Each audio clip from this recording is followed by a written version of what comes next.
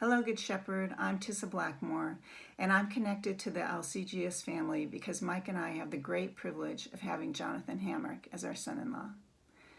I've been thinking a lot about the concept of returning to normal and pondering why we desire normal so much in our lives.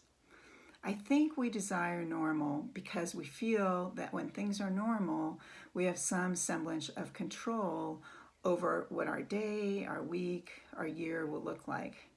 The truth is, we were never in control, even when things were normal, and we never will be. If you think about most of the tragedies that we've seen in our lifetime, the people who were impacted started their day thinking it would be normal and in their control. So how do we have peace if we can't see what's coming, if we can't predict the outcome of the day or the week or the year? Should we give up on the idea that we can have the calm and order that we perceive normal brings to us? Should we free float through our days and weeks without a plan because there's no guarantee that circumstances will allow us to follow any plan that we make? Everyone who knows me will know that's not exactly how I approach my days. In fact, some view how I structure my days, especially mornings, as a bit rigid and unyielding. Others say they admire my quote-unquote self-discipline. But for me, structuring especially how I begin each day, has more impact on my peace than the actual circumstances of the day. There's a quote that I learned when I was a child from Mary Poppins, which I've since learned was actually coined by Aristotle, but she said, "Well begun is half done." More recently, in the book, The Ruthless Elimination of Hurry, the author John Mark Comer puts into words better than I do why I structure certain areas of my life and why that's survival for me. He says, anti-schedule people frequently live in a way that's reactive rather than proactive. Life happens to them rather than through them. When life starts happening to me, I find I get more anxious, irritable, and impatient. Just ask my family and they'll agree.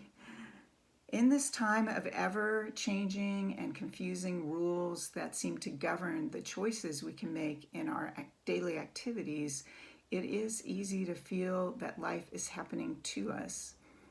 I've found, though, that even in this uncertain time, I can maintain the practices that center me each day. Other statements from Comer's book resonate for me again. He says, if our values are life with Jesus and growing in maturity toward love, joy, and peace, then the set of practices that make up our days and weeks are the way we achieve inner peace.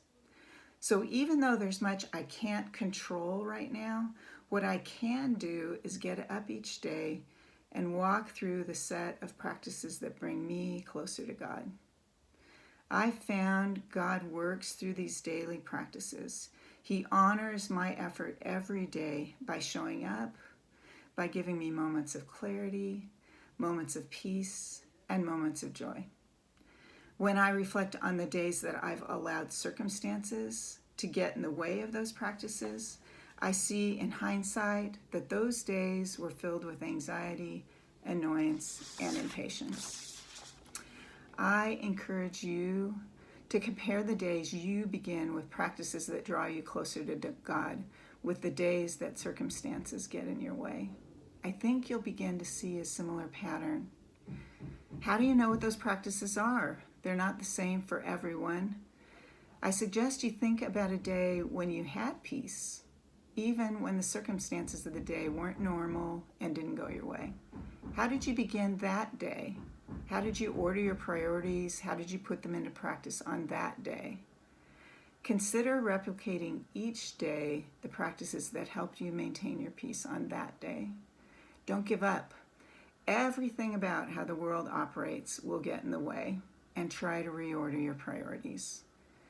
Especially during this season when things are not normal and we have no illusion of control over our future, I want to encourage you to follow the guidance in Matthew 6:33, which is, But seek first his kingdom and his righteousness, and all these things will be given unto you as well.